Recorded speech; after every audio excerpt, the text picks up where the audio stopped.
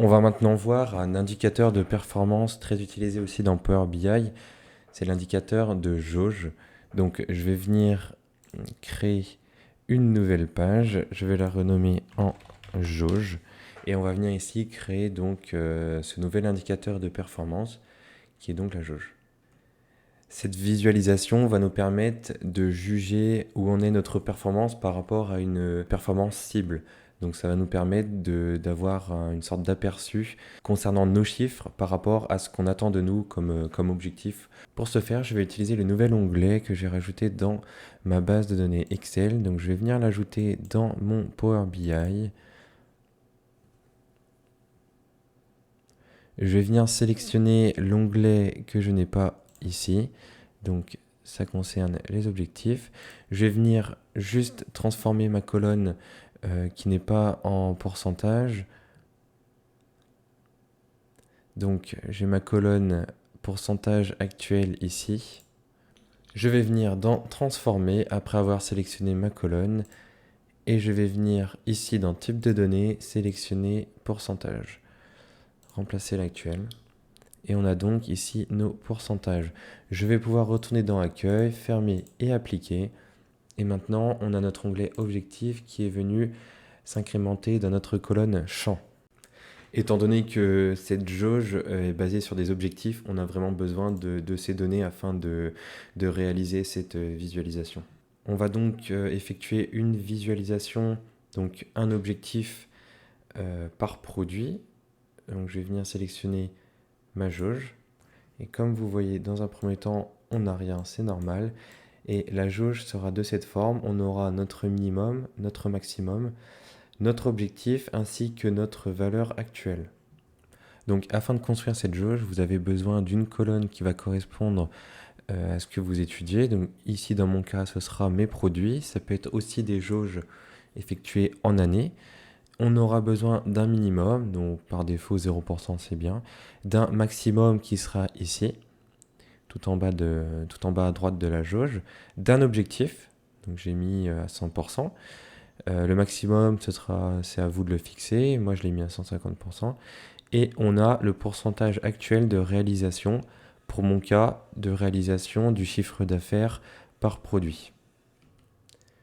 Dans un premier temps, on va venir rajouter un filtre sur ce visuel.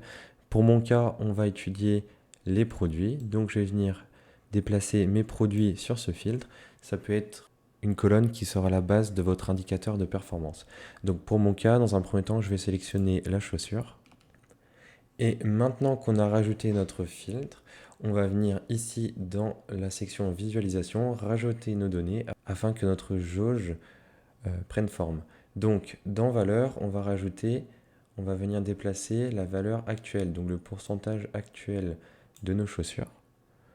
On va dans la valeur minimum rajouter le minimum, dans le maximum, et dans la valeur cible, on va venir rajouter notre objectif. Donc ici, ce sera ma colonne somme objectif. Voilà, ce qui correspond à notre 1 ici.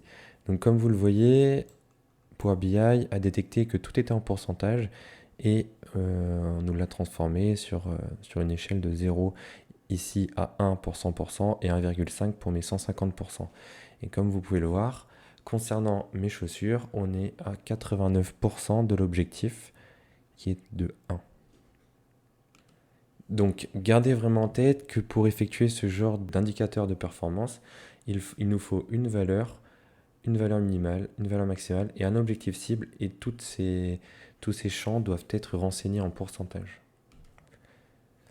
Donc dans un second temps, je vais venir déplacer ma jauge et faire copier-coller x 3, étant donné que je vais faire cette jauge pour 4 produits au total, afin de remplir la page au maximum.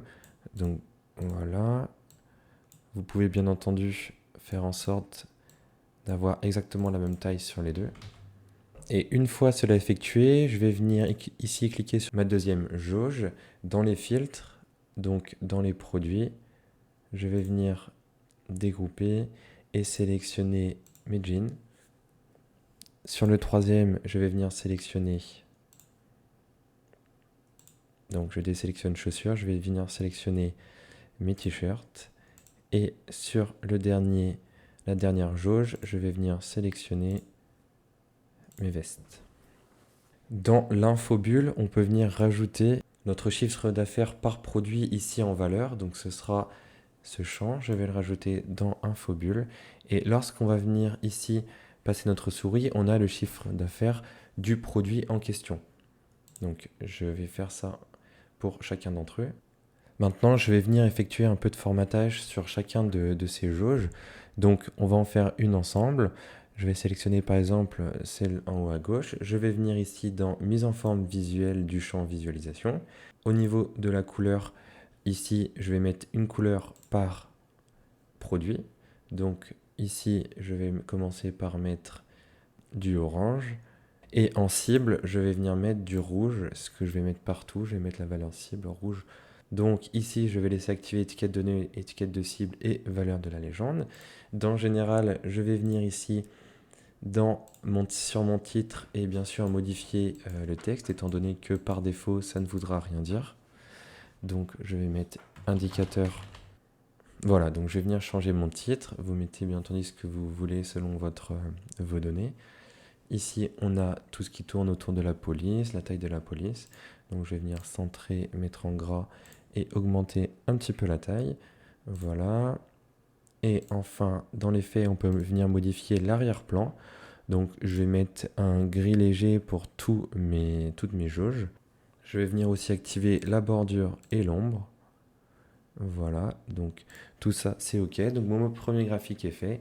Je vais rapidement effectuer la modification sur mes 3 autres jauges. Voilà ce que ça donne pour ma part. Dans tous les cas, sachez que les modifications concernant la mise en forme visuelle est globalement la même chose que les modifications effectuées sur tous les autres types de graphiques, que ce soit les histogrammes ou les graphes en courbe.